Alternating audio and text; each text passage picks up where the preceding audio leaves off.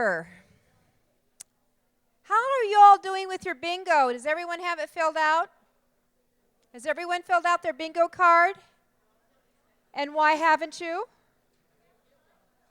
What? So who is missing? Bingo, bingo. Who is got their bingo card all filled out and turned it in? Who's going to win a pass to next year's extravaganza? Bingo. Anybody? You haven't visited every exhibitor then. You haven't asked their, remember there's exhibitors in the hallway. I am on the bingo card and only 2 people have approached me. Only 2 people have approached me. John doesn't know what he's talking about.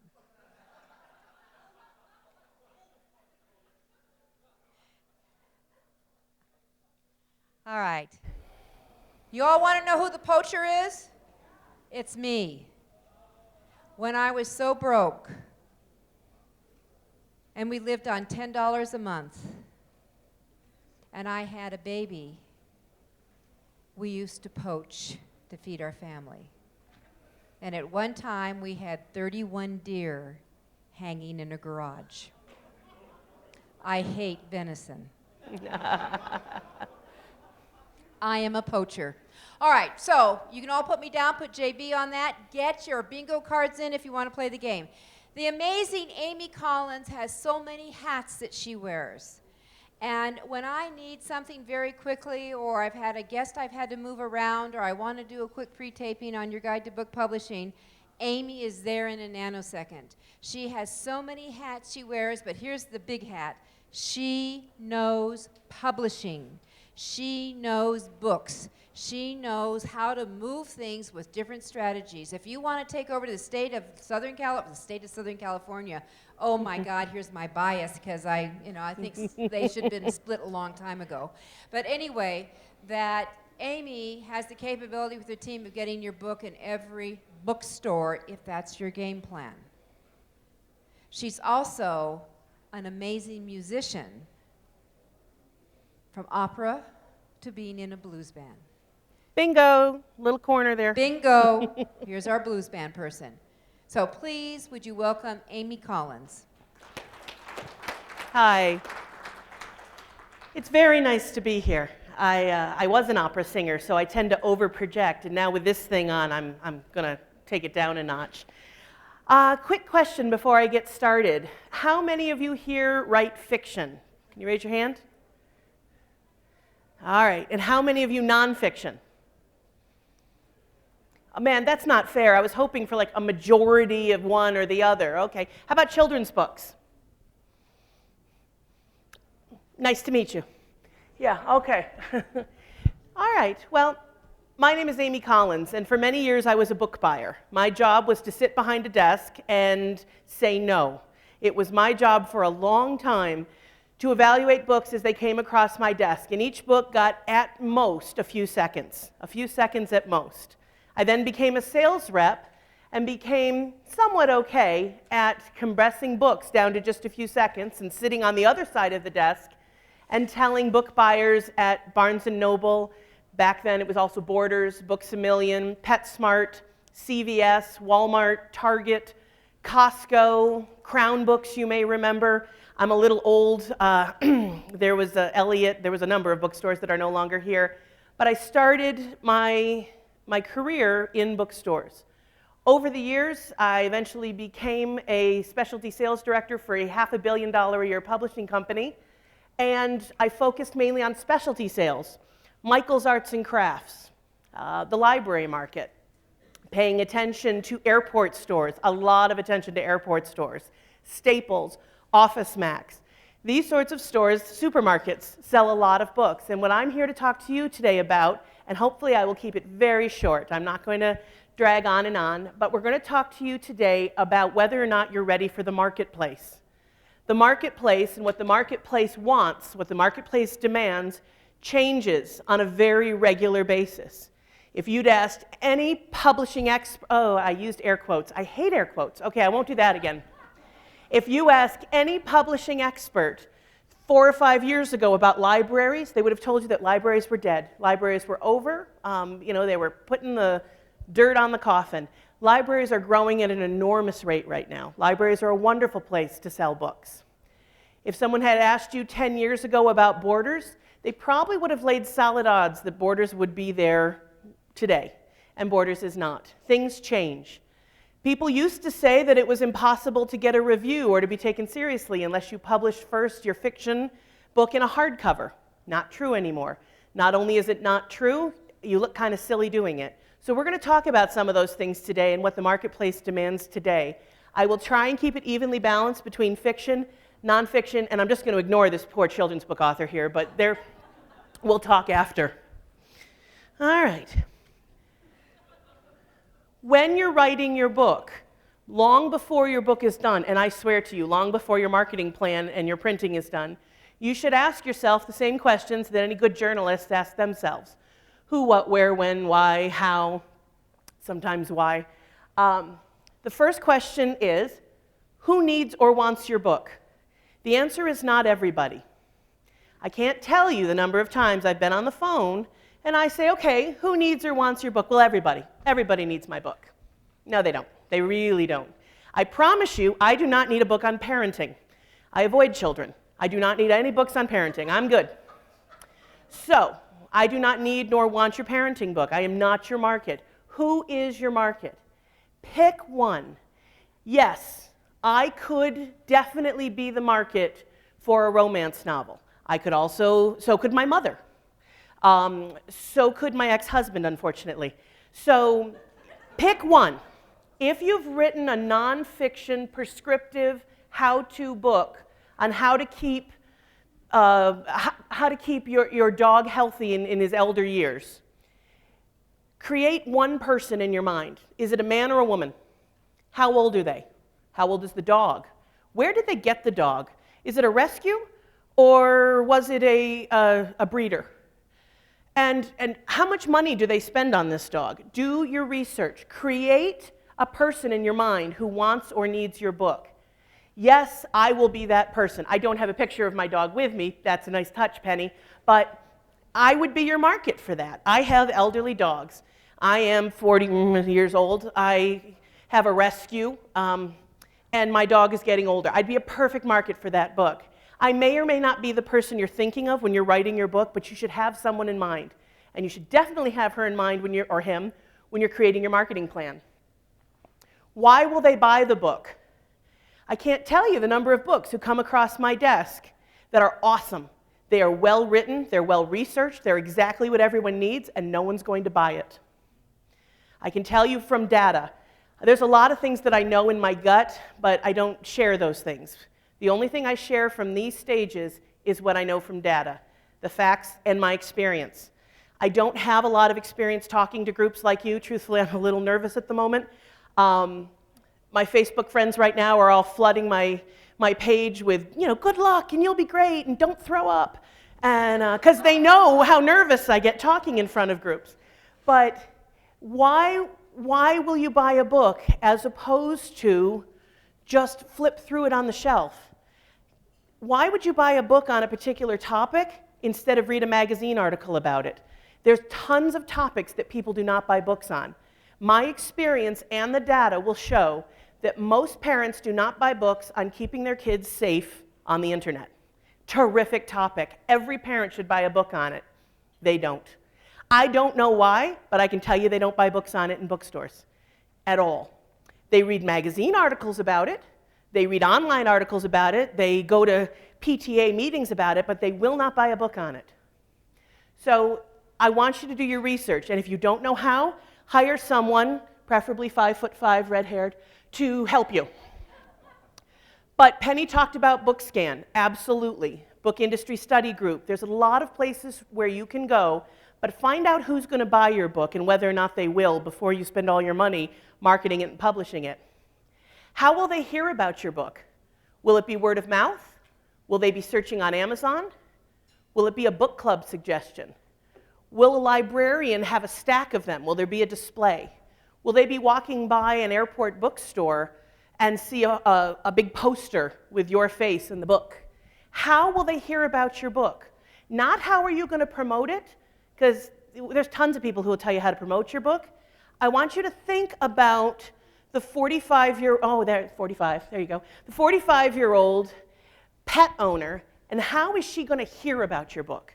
Think about, really, where is she? Does she listen to the radio? And if she's listening to the radio, is it in the car? Does she watch TV? What does she watch? What does she read? I have my own personal opinions, but no data behind it, so we'll leave that alone. Where will they find your book once they hear about it? I was talking to a really cool lady yesterday. She'd signed up for one of my sessions, and she has written, actually, she's in the process of writing more than one, but she's just putting the finishing touches on a book that will allow business owners who are so frustrated and discouraged with their lives and their business to be able to integrate their Christian principles and their spiritual life with their work life. She has 15 principles directly from the Christian faith, and integrating them into their work life and into their businesses will allow them to rekindle, I believe, if she's here, I believe that's the thing. There you go, hi, to rekindle the joy and the purpose in their work. It was an awesome idea. She priced it at $24.95. I said, oh, that's too expensive. A nonfiction book about, I mean, come on, a business book at this day, maybe $17.95. So, because I never go with my gut, I check the data, I went on Amazon. And we looked at the best-selling books in her category. $24.95, $39.95, $26.95. I couldn't have been more wrong if I tried. It was like I was setting myself up to be an idiot. So when we say, where are they going to find this book? Her book does not belong in a bookstore. There's very few libraries that have $25 for a paperback. There's very few booksellers who think that's a good idea. So her market is going to be on Amazon and online. She's going to go nuts with all this social media you've heard about. I stink at social media. We will not be discussing LinkedIn or any of that today. I'm afraid, oh, well, okay.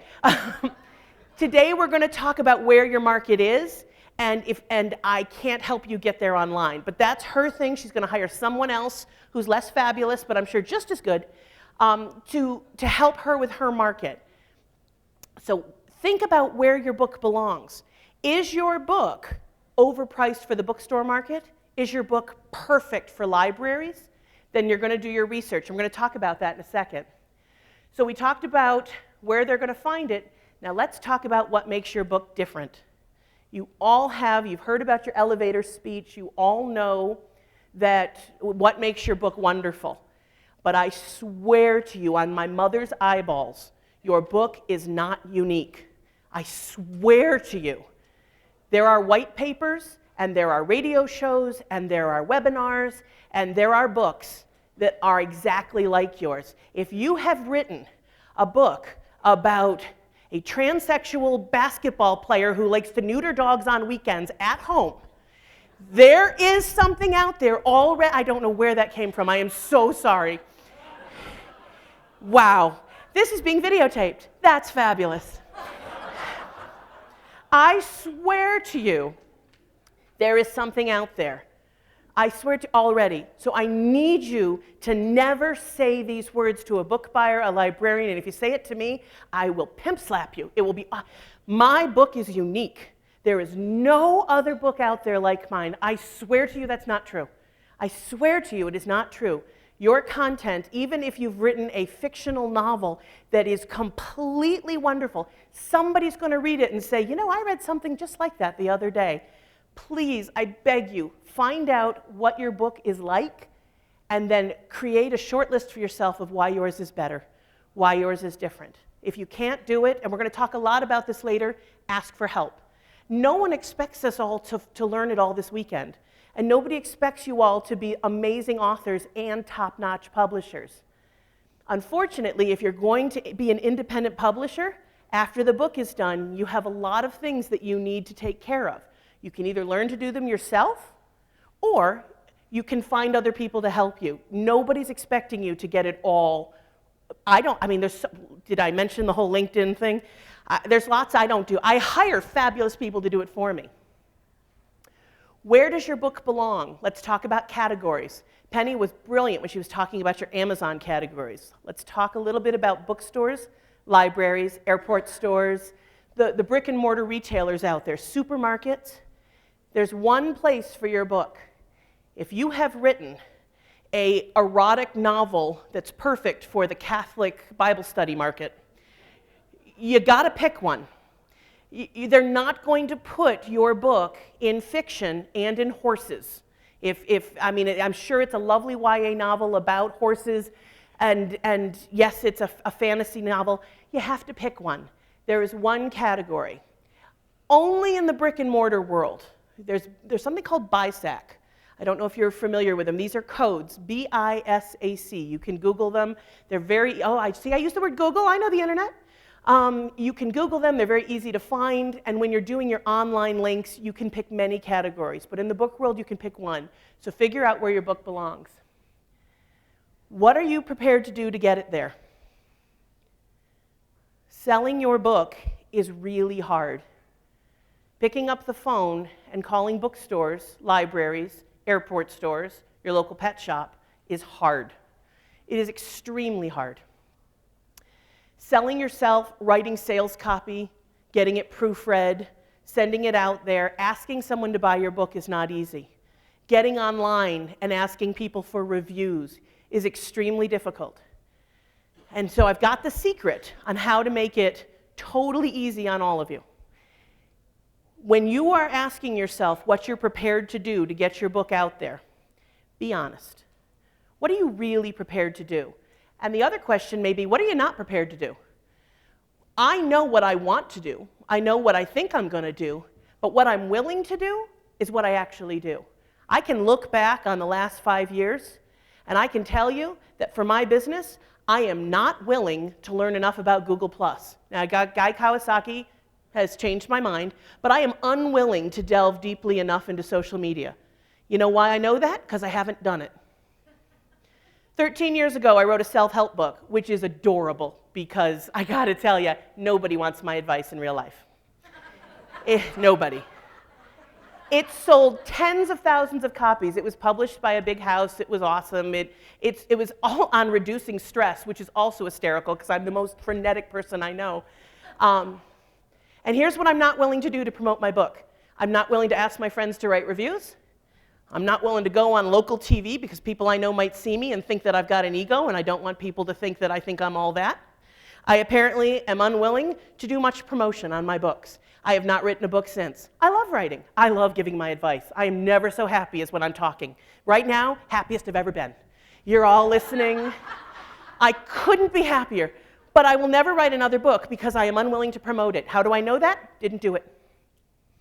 So ask yourself and be honest what you're willing to do to get your book where it needs to go. Do not kid yourself. And whatever you're unwilling to do, find someone to do for you. There are tons of people out there who will do it. And if you can't afford it, barter. Barter, barter, barter. I exchange my services for other people's services.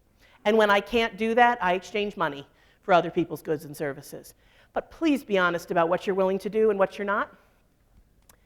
And when are you going to do what? Once you have your list of what you're going to do, and once you have your team built, you need to put a plan together. And now we're going to talk about that. And I'm just going to check the time real quick, because I'm a talker. Okay. The life of your book. Most people think of the life of their book as when they get the idea, and they start writing, and then there's the editing process, and beta readers, and then there's more editing, development editing, copy editing, the manuscript is done, you send it out, lots of changes. Then there's the design, there's the layout, there's proofreading. Please do not skip proof. I hear a lot about editing. Please do not skip proofreading. That happens after your book is laid out. And when I say proofread your book, 2 different proofreaders from 2 different states. Honest to God, one proofreader's not enough. Proofreading, your cover's going to look awesome. And then you literally give birth to your book. It's your launch. There's usually a party, just like a baby shower. It's awesome. There may be presents. There's definitely alcohol. So, that is the life of your book. It's born. Yay! Okay, now you got to raise this kid. And if you're like a lot of my clients, you spent all the money the first 9 months. You have no money left to put this kid in preschool. There's no money for food. He's going to be naked for the rest of his life because there's no money for clothes. Forget college. The life of your book starts the day it's born. It's gestating until then. And everyone gets so excited about the gestation period. I hear, again, no.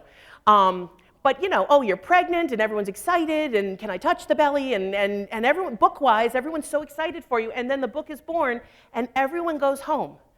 And you are stuck with this baby/book. And the excitement is over. Yes, it's cute. And for the next couple weeks, your mother may come and stay with you. But that's it. You have to raise this book. That is your job. Budget for that. Budget your energy. Budget your time. Budget your money. Please do not come to me with $411 and say, I'd like to put my baby/book to college. You have to feed, clothe, and educate this baby. And you have to promote, market, and dedicate time and money to raising your book. We talked about the things to do for the gestation and the birth of your book. I'd like to talk about what book buyers, librarians, and the people at Walmart and Costco expect in a book when they look at it. Bare minimum, and I didn't even write this down, and I'm so sorry, probably should be well written. That just goes without saying, I guess, but editing, the design has to be truly professional. I want you to go onto Amazon and walk into your local bookstores, and I want you to look at what Random House, HarperCollins, Penguin is coming out with some gorgeous books lately. And I want you to look at their covers. And I want you to buy those books or print those books off in color, and I want you to take it to your designer and say, emulate this. Forget what you like, forget what you think a cover should look like, it doesn't matter. I want your books to look like every other book that's on the bestseller tables right now. And the way that's going to happen is if you show your designer examples of what you mean, and you emulate, not steal, but you emulate the look and feel. The American public, especially readers, in my experience, are very lemming-like. They will see a book. I was talking to an author yesterday who has just a fabulous book. He's one of George's clients.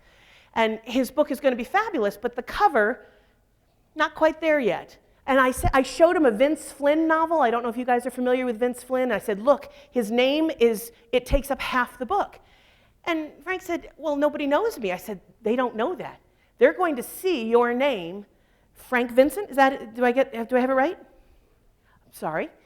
Victory. And in big letters on the cover, and it's going to look just like Vince Flynn, and they're going to say, well, clearly that's a best-selling book in this genre.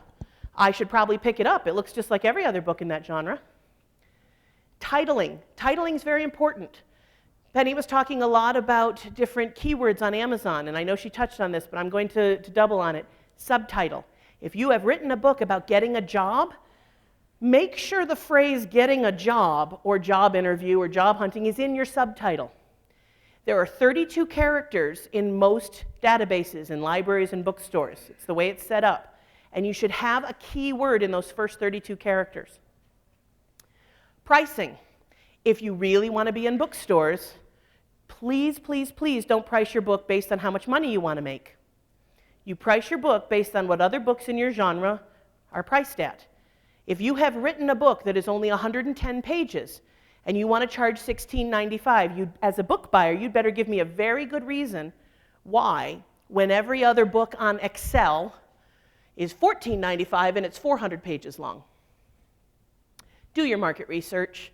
Again, as much as I love my intuition and as much as I love my opinion, I would do my clients no good if I let them go on my opinion, that I think blue covers are best. Right now, I can tell you, because I've done the market research, any of you writing a prescriptive how-to book on personal finance, if anyone's in the personal finance world, you want to avoid citrus colors for next fall. They're played out. They were all citrus colors, the oranges and the lime greens were very hot for about a year, and now if you put that on your cover and you put it out anytime in the next year, your book will look dated. Do your market research. How do you do your market research? Ask someone to help you. I could do a whole hour on that, but this is an overview.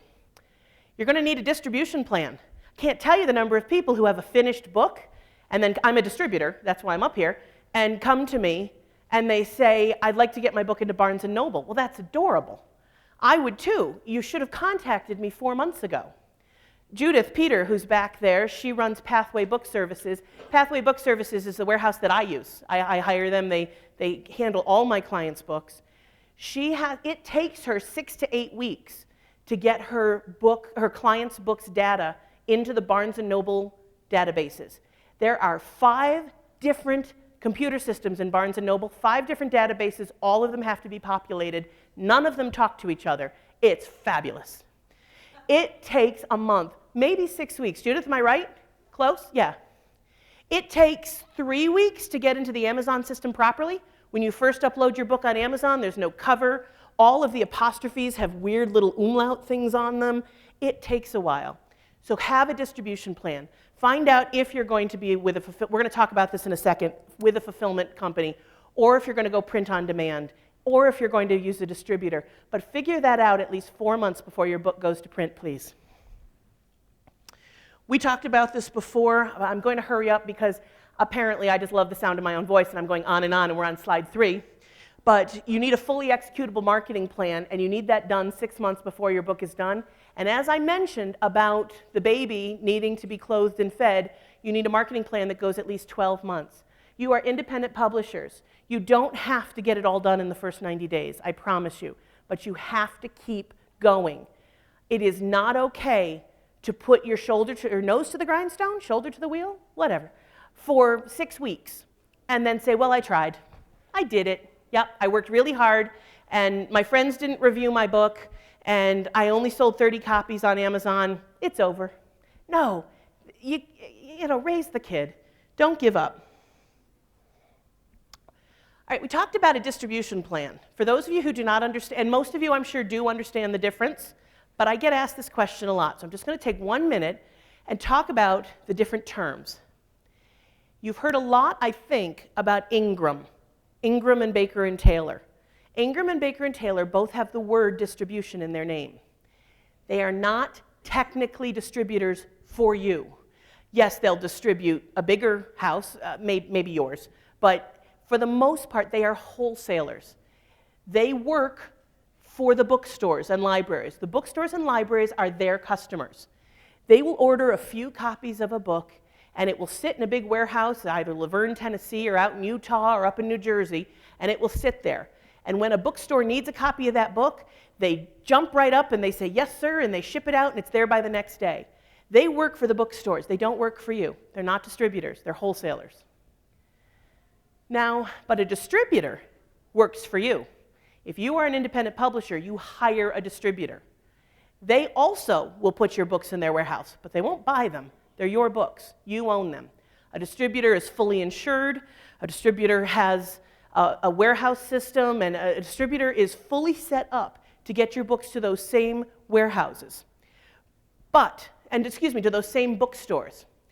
However, they work for you, not for the bookstores. When a bookstore calls and says, I would like 4 copies of so-and-so's book, they too jump up and say, yes, sir, and ship it right out, and it's there the next day. But they charge you. They charge you 25%, 30%. They take care of that. They go out to Barnes & Noble. They go out to bookstores and libraries, and they try and convince them to purchase your book. Wholesalers don't do that. Distributors have sales and marketing programs. They work very, very hard because they get paid on a cut, on a commission. So that benefits them to sell as many as they can. That is the difference between a wholesaler and a distributor. But my favorite, and the company that I use, there are fulfillment houses. Fulfillment houses are less expensive than distributors. They will also get your book stocked at Ingram and at bookstores. They will also make sure your book is listed properly on Amazon. However, they don't have a sales team. You have to do the sales, or you hire someone like me to do the sales for you on an hourly basis. There are commission rep groups also who will be happy to do it. Using a fulfillment house is not a halfway point. For many publishers, it's exactly what they need to get started. They have one book, and they have no way of getting that book into Amazon. They have no way of getting that book into Ingram, and they want help. And a fulfillment house will do that for them. You will take care of the sales, or someone on your team will take care of the sales. They will take care of the warehousing, the billing, the collection, the shipping. They send you a check at the end of the month. It's awesome. Jobbers. Jobbers are distributors on steroids. Jobbers are distributors who go to supermarkets and Staples and Office Max and Walmart, and it is their job once a week to take books into those retailers and put them on the shelves and neaten them up and take the old books away. They are distributors that have a staff that manages the books for the retailer. If you want your book in Costco, if you want your book in Walmart, PetSmart, any of the specialty non-bookstore outlets, first you have to sell your book to a jobber. Some of them are called Levy. There's Anderson. There's a whole bunch of them. Call me later. I'll give you a list. But their jobbers are who you have to contact first if you want to get into the airport market. For instance, Parodies. Parodies is the largest airport chain in the country. They don't take care of their own books. They hire a company called Select Media to do it, which is now part of the News Group. So, okay, I have 10 minutes to go, so let me just look at this. Okay, what do book buyers want? It changes. It changes on a regular basis. But I have a lot of clients who ask me this on a regular basis, so I thought I would quickly run down their list. Book buyers want to see demand. There are as many books coming out each year as can fit in 7 empty Barnes & Nobles. Take 7 Barnes & Nobles in your mind, put them right next to each other in a big old ugly strip mall, empty them of books. That is how much shelf space you need to take care of the books that are going to come out in the next 12 months. Well, Barnes & Nobles aren't empty. Barnes & Nobles are stuffed. They are filled. So to get on their shelves, you have to prove your way onto their shelves. You have to earn it. And one of the ways to do that is through demand. If you decide to do the KDP program that Penny was talking about, the Kindle Direct, please do this in this order. I'm begging you. I think KDP is fabulous, but you go to Amazon and you give them an exclusive of your ebook for 90 days. And 4 days later, you go to Barnes & Noble, their biggest competitor, and you say, hi, would you like to stock my book? And the first thing they're going to do is look to see if your ebook and your book is available on Nook, on their website. And they're going to, no, no, thank you. And they're going to be pissed. So if you do the KDP program, use those first 90 days to sell your books like crazy on Amazon, to sell a bunch of copies through the ebook program. They will, the print copies of your book on Amazon will be tracked through Nielsen BookScan, which is the tracking system she was talking about. After 90 days, make your ebook available on Nook. Then you can go to Barnes & Noble and say, my book's available. Don't mention you were ever on KDP. Just shh, don't tell them. My book's been out for a couple of months. I'm now doing my official trade launch. That was a soft launch. This is the official launch. And I am making my book now available to bookstores. I have already sold 1,700 copies through the soft launch. And here's the data. Here's some demand. They will love it. Show demand. Make sure that what you send Books A Million or Staples isn't just a copy of your book with black and white printed 20-pound paper folded in half and jammed into between pages 200 and 202. Please, nice folders, spread out, full-color copies. You have one chance to make a good impression. They see a lot of books a day. I am not exaggerating. When I was a book buyer, I saw well over 400 books a day on average.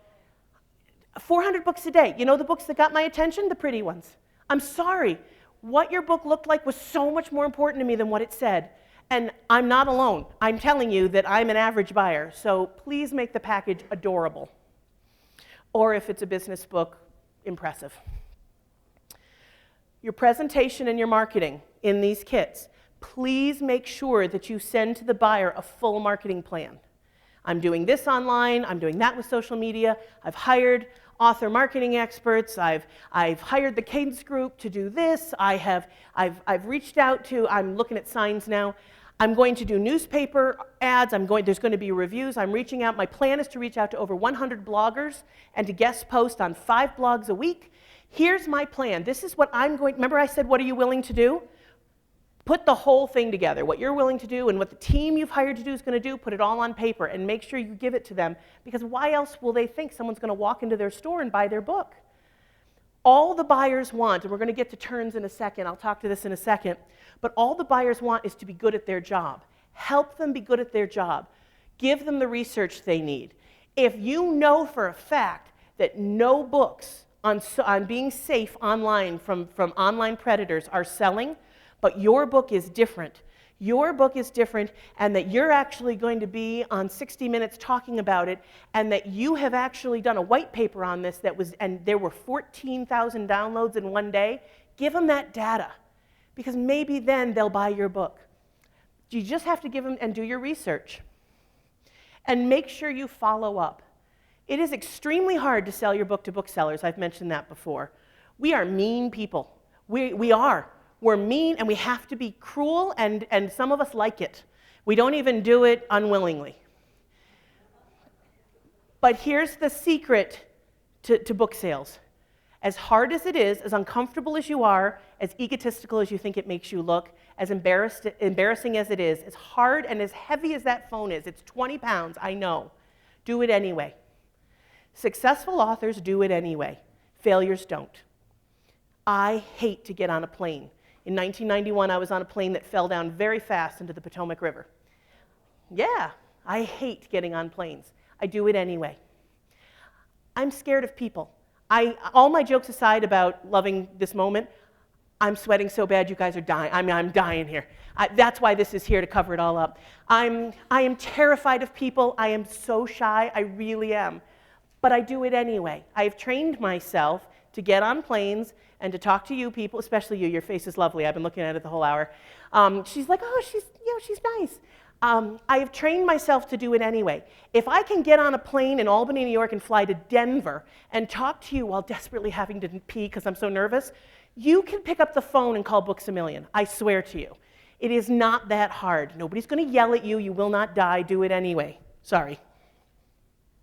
So they're going to say no after you do it anyway. They will.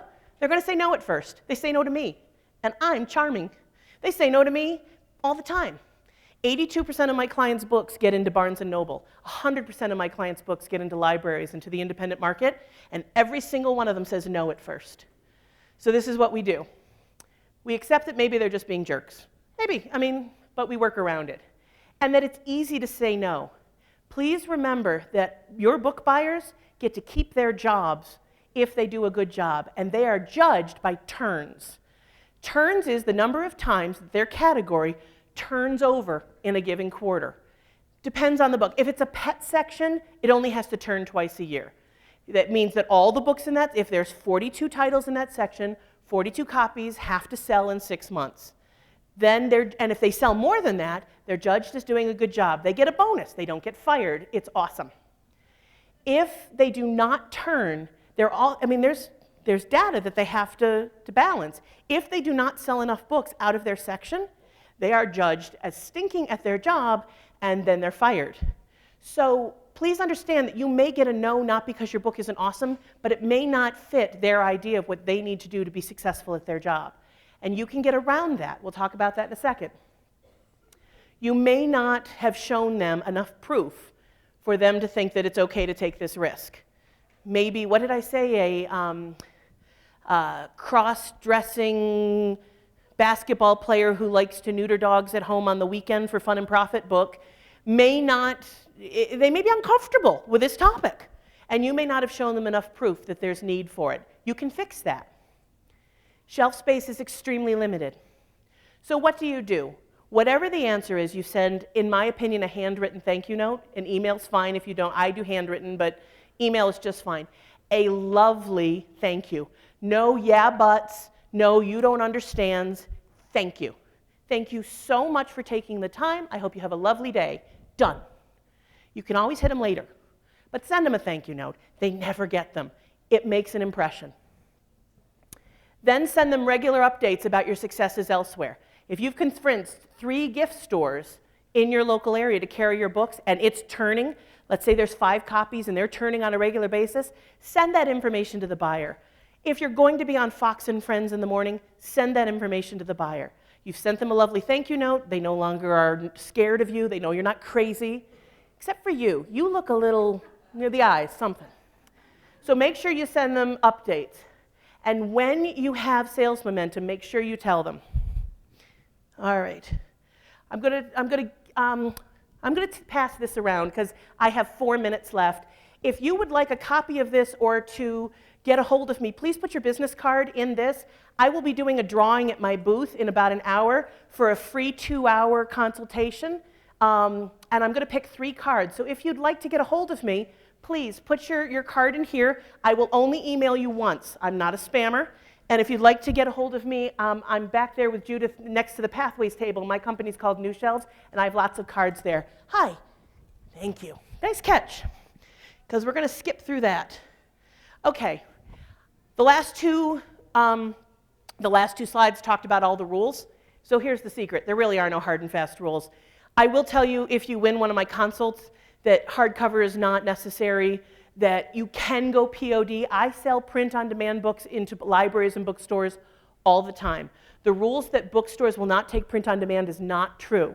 It's harder, and book buyers will say no first, and they'll say, well, it's print-on-demand, we don't take print-on-demand.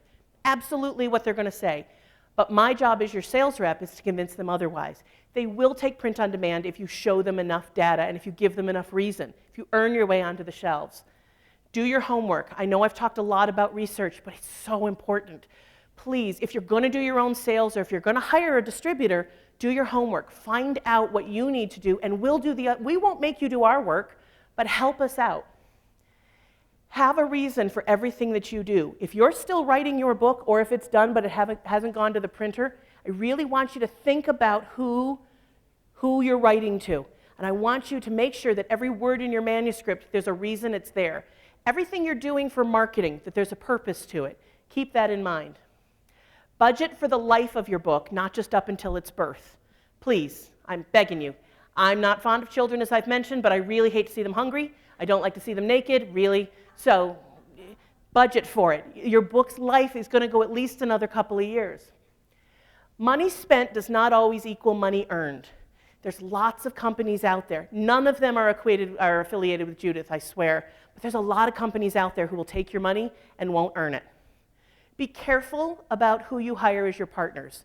Check references. And then, after you've called all the people that they gave you their names because they love you. I mean, everyone on my reference list loves me. I'm not going to give you the name of someone who hated me.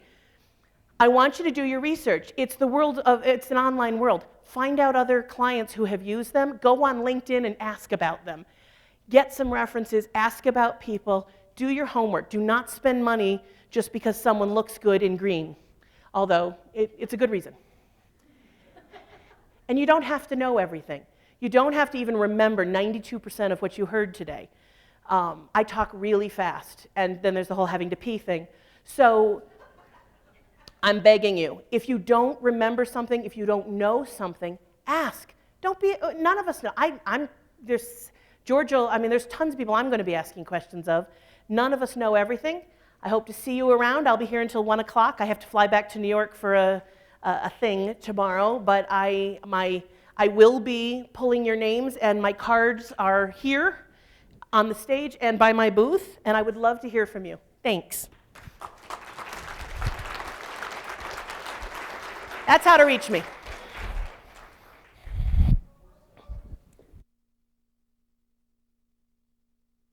Because Judith wants to tell you something.